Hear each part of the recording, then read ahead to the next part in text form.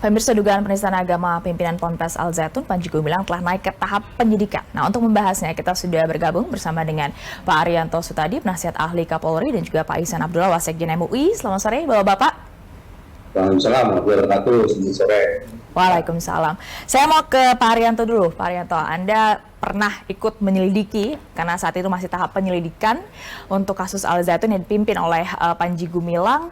Dari kacamata Anda, Pak Arianto, bagaimana proses hukum yang tengah bergulir saat ini yang sekarang sudah naik ke penyidikan?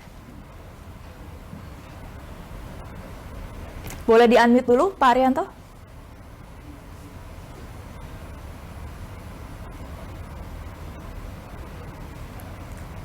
Kayaknya belum bisa mendengar suara Anda, Pak Arianto. Boleh mungkin dibantu untuk di-unmute?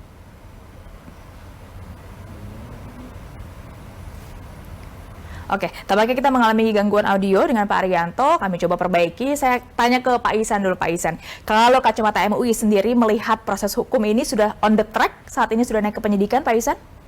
Ya, tentu kami dari Majelis Ulama Indonesia menyampaikan apresiasi yang setinggi-tingginya kepada Mabes Polri yang telah bergerak cepat untuk tentu saja melakukan proses hukum terhadap Panji Gumilang, ya.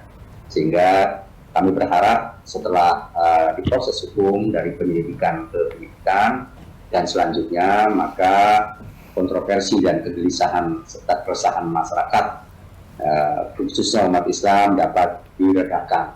Dan ini salah satu fungsi perlindungan dari negara yang melalui aparatur negara, yaitu Polri. Nah, tentu saja kami mendukung apapun yang diperlukan oleh Mabes Polri dalam rangka untuk menegakkan hukum ini, sehingga kami sebagai Soditul Hukum atau mitra pemerintah tentu mendukung penuh, ya, upaya ini. Dan Panji Gumilang tentu harus menghadapi tanggung jawab, mempertanggungjawabkan semua perbuatannya yang menistakan dan menggelisahkan dan menodai agama. Dan ini sebagai konsekuensi logis dari seorang warga negara yang telah membuat kegaduhan di publik dan membuat kontroversi, tentu harus dipertanggungjawabkan. Kami tentu saja menyiapkan apa yang diperlukan sebagai instrumen dalam rangka penegakan hukum ini. Apa yang kami dapat lakukan dalam rangka himayatul umat atau melindungi umat agar tidak terpapar dengan pemikiran-pemikiran yang menyesatkan atau menyimpang. Pak Ihsan, apakah MUI mungkin juga punya kajian-kajian yang kemudian tadi bisa mendukung atau menguatkan proses penyidikan yang tengah bergulir? Ya, tentu saja ini Mabes Polri juga sudah membuka fatwa pada Majelis Ulama Indonesia, dan insya Allah dalam waktu dekat kami juga akan menyampaikan fatwa itu sebagai permohonan dari Mabes Polri, nantinya apakah nanti digunakan sebagai bahan pertimbangan untuk penyidikan ataukah tidak. Yang jelas kami siapkan apa yang dimohon oleh Mabes Polri, karena ini menjadi tanggung jawab keumatan dari Majelis Ulama Indonesia dalam rangka tadi menyudahi kontroversi, menyudahi kegaduhan sekarang saya pakai handphone, bisa nggak? Ya. Pak Ihsan, ini kan kajian untuk mengeluarkan fatwa ini berarti sudah bertahun-tahun. Ya. Kapan kira-kira akan dikeluarkan? Dalam waktu dekat itu kapan kira-kira targetnya, Pak Ihsan? Ya, secepatnya. Mudah-mudahan dalam waktu pekan ini sudah siap, ya, karena kami juga menyadari bahwa Polri sangat memerlukan instrumen ini, fatwa, yang berupa fatwa, dan tentu kami akan dukung, ya. Jadi dalam rangka tadi supaya kondisi ini selanjutnya masyarakat itu kondusif, ya, tidak akan ada lagi kegaduhan, ya. Dan orang seperti Panji Gumilang sudah sangat jelas apa yang disampaikan oleh Dirtipidum bahwa ada tindak pidana yang mereka lakukan, yang dilakukan.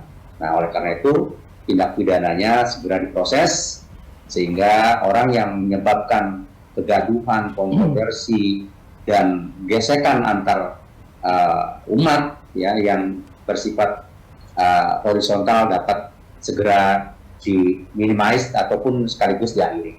Oke. Nah, saya kira itu tentang fatwanya ya nanti bisa ditunggu dalam beberapa waktu ini. Baik, Pak Arianto tampaknya audionya sudah bisa kita dengar. Pak Arianto sudah kembali bergabung. Bisa saya dengar. Pak Arianto, kami mau tahu pandangan Anda karena sejak tahun 2000-an, koreksi kalau saya salah, Anda juga sudah ikut menyelidiki soal Al Zaitun ini. Sekarang sudah naik penyidikan. Anda melihatnya seperti apa, Pak Arianto? Ya, ini saya senang ya karena begini. Itu kegaduhan yang ditimbulkan oleh Bapak Panji Gumilang itu sudah terjadi ketika saya dulu masih di Dirpidum tahun 2001, 2002 sampai berikutnya. Nah, kegaduhan waktu itu adalah antara lain dia diduga itu ikut di dalam gerakan NII, ya, ingin mendirikan negara. Kemudian dengan cara mencari dananya itu dia menggalang santri-santrinya itu untuk melakukan PAI. Dan kemudian melakukan baiat dan sebagainya. Itu dulu ya. Tapi ketika kita cari data-datanya, ternyata tidak cukup untuk mengangkat ke penyidikan. Nah, kemudian kan itu kan seakan-akan hilang itu kan. Nah, padahal Kapolda Jabar dulu sudah melanjutkan itu, tapi tetap juga tidak bisa naik sampai ke penyidikan.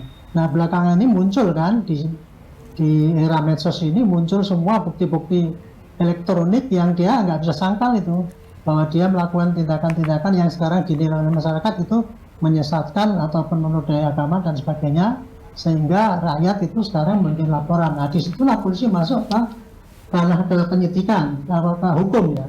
Kemarin itu baru sampai penyelidikan, berarti bahwa polisi masih menduga apakah itu ada tindak pidana apa tidak. Nah, sekarang dengan adanya itu sudah dipandang cukup, ada bukti awal bahwa itu merupakan pidana, maka dilanjutkan dengan penyidikan yang berarti adalah polisi ingin membuat terangnya perkara. Nah, Pak Arianto, Pak Arianto, tapi kan bolehkah Anda kasih pencerahan kepada kita semua? Ini memang sudah masuk ke tahap penyidikan, tapi belum ada tersangka. Bagaimana logikanya sudah masuk tahap penyidikan, tidak ada tersangkanya, Pak Arianto?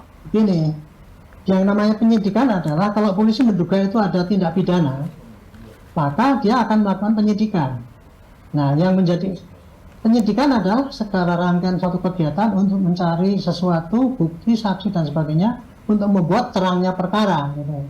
Nah, sekarang kan ini kan baru diterima bahwa itu ada penyidikan lah gitu ya. Tapi saya yakin nanti begitu masuk ke penyidikan, pelakunya jelas kok. Terlapornya kan Pak Panji Gumilang, tidak ada lain yang dituduh waktu itu. Pasti dia nanti akan jadikan tersangka, kalau perkiraan saya ya.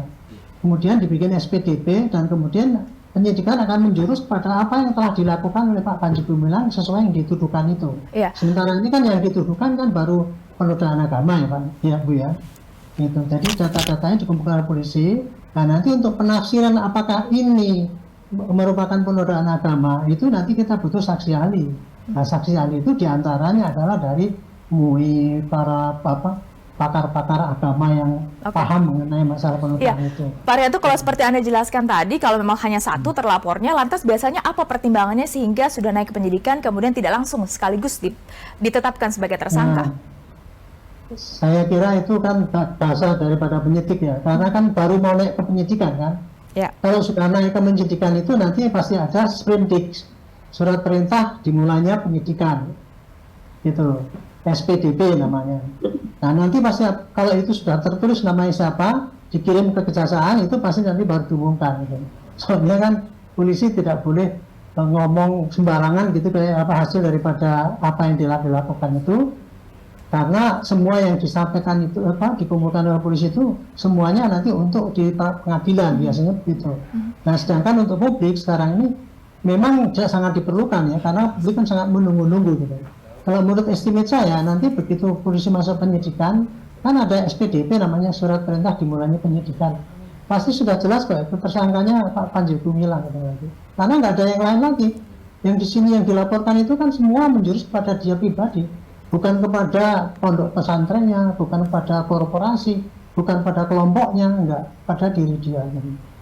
Kira-kira itu saja.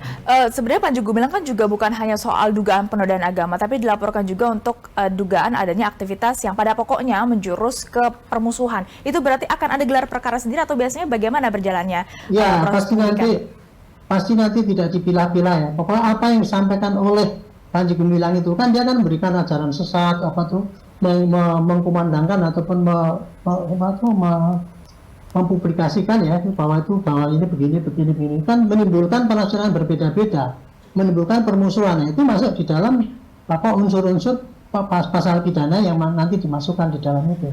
Karena kalau di dalam hukum pidana itu bunyinya kan begini, barang siapa menyampaikan suatu pendapat atau apa di muka umum yang bisa menimbulkan permusuhan, penodaan agama, nah itu dalam satu pasal itu. Tapi di situ ada dengan maksud supaya orang itu tidak masuk di dalam agama yang dianut itu. Nah, disinilah nanti krusialnya, kita butuh apakah itu masuk di dalam pasal 154 KUHP ini atau tidak. Nanti kita 156A ya. Ya, itu nanti Pak ahlinya yang dari MUI sama yang lain saksi ahli nanti. Ya, terakhir saya mau ke Pak Ihsan. Pak Ihsan, ini kan kalau Pemprov Jabar mengusulkan agar pemerintah pusat ini membekukan atau membubarkan Ponpes Al Zaitun. Sebenarnya ini kewenangan Kemenak ya, pemerintah pusat. Tapi MUI mungkin punya rekomendasi karena banyak yang pertanyakan bagaimana nasib Ponpes Al Zaitun dengan ditetap atau naik ke tahap penyidikannya, Panji Gumilang sebagai pemimpinnya. Ya, apa yang disampaikan oleh Menko Polhukam itu benar bahwa secara administratif tentu harus dilakukan tindakan karena Al Zaitun ini diduga yayasannya terkooptasi dengan pemikiran dan paham-paham yang dikembangkan oleh Al Zaitun sebagai pribadi. Tentu saja virus ini akan hinggap di sana dan kami juga tentu menyetujui apa yang menjadi polisi pemerintah untuk membekukan yayasannya, bahwa mahadnya, sivitas akademiknya, siswanya itu menjadi opsi utama untuk diselamatkan dan dilakukan pembinaan saja. Karena di sana anak-anak didik harus mendapatkan hak untuk pembelajaran atau pengajaran. Dan itu sesuai dengan konstitusi. Artinya dipisahkan perbuatan Panji Gumilang sebagai pribadi yang telah nanti masuk ke tahap penyidikan. Jika itu dipastikan akan jadi tersangka dengan pasal 156. Dan saya karena beliau adalah ahlinya Kapolri, maka tentu kami pun dari Majelis Ulama Indonesia berharap agar proses hukum itu berjalan dengan cepat, masyarakat menjadi tenang. Baik, terima kasih banyak Pak Ihsan dan juga Pak Arianto sudah bergabung bersama Berita Satu Utama. Terima kasih.